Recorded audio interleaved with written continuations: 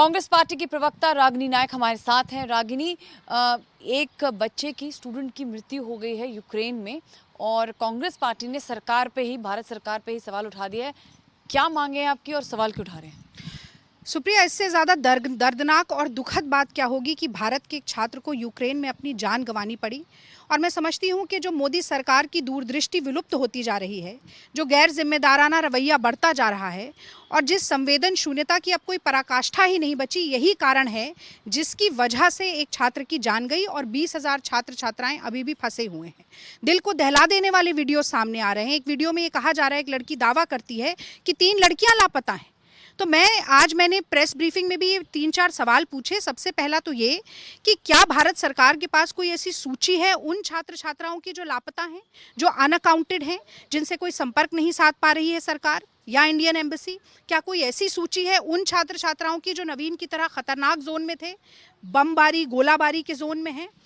क्या कोई ऐसा विस्तृत इवैक्यूएशन प्लान है कि बंकर में जो बच्चे छुपे हैं उन्हें कैसे निकाला जाएगा, जो बॉर्डर तक पहुंचने की कोशिश कर रहे हैं उन्हें कैसे सेफ पैसेज मिले, या जो इतने खतरनाक जोन में हैं उनको इमीडिएट रिलीफ क्या मिल सकता है? चौथा सवाल कि मोदी जी जिस तरह से फॉरेन पॉलिसी को अपने पर्सनल रिलेशन से प्रभावित करने की कोशिश करते हैं, तो क्या मोदी जी ने पर्सनली यूक्रेन और रशिया से ये सुनिश्चित करवा लिया है कि हमारे स्टूडेंट्स को सेफ पैसेज मिलेगा? पांचवा सवाल, इंडियन एम्बेसी का दावा है कि बॉर्डर कंट्री से बात हो रही है, तो ये बताया जाए कि किस बॉर्डर कंट्री ने सेफ पैसेज देने की हामी भर दी है और वहां पर इंडियन स्टूडेंट्स को ले जाया जाए। और अगर इनमें से कोई काम अभी तक नहीं हो पाया है, जबकि एक छात्र की जान भी चली गई, तो मैं समझती हूँ कि नमामि गंगे हो या ऑपरेशन गंगा, ये नाम बड़े और दर्शन छोटे हैं। आप लोगों ने कहा है कि प्रहलाद जोशी जी और प्रधानमंत्री दोनों को जो है वो माफी मांगनी चाहिए, क्यों? प्रहलाद जोशी ऐसे समय पर, जब हमारे देश के छात्र बहुत ही विषम परिस्थितियों से गुजर रहे हैं, युद्ध क्षेत्र में एक छात्र की जान चली गई, श्रद्धांजलि देने की बजाय, और वो छात्र भी कर्नाटक से ही आता है, ये भी कर्नाटक से आते हैं, ये कह रहे हैं कि 99% तो स्टूडेंट फेल हो जाते हैं नीट में, तब बाहर पढ़ने जाते हैं।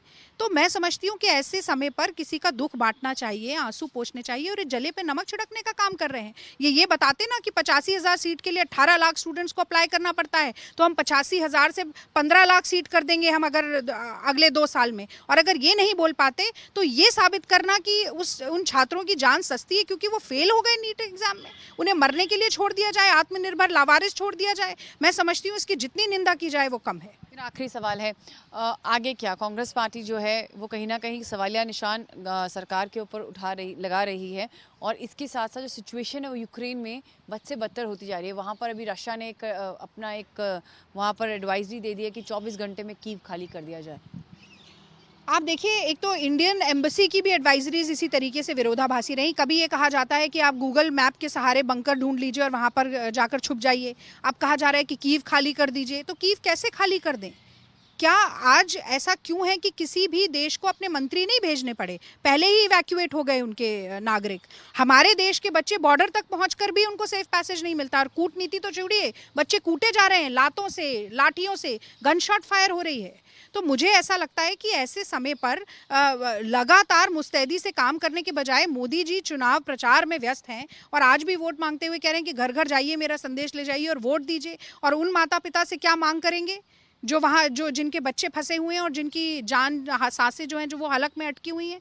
मैं समझती हूँ कि इस वक्त जुमलेबाजी और भाषणबाजी के बजाय अपनी जिम्मेदारी निभाने का वक्त है और कांग्रेस पार्टी हर तरीके से दबाव बना के रखेगी कि मोदी सरकार त्वरित 20,000 छात्रों को सुरक्षित वापस लाने का इंतजाम करे। तो ये तीखा हमला कांग्रेस पार्टी ने बोला है केंद्र सरकार के ऊपर, यूक्रेन और रशिया में जो युद्ध चल रहा है और वहाँ पर जो भारतीय बच्चे फंसे हुए हैं उस सिचुएशन को लेते हुए। कैमरा पर्सन मदन के साथ मैं सुप्रिया भारद्वाज, आज तक, दिल्ली।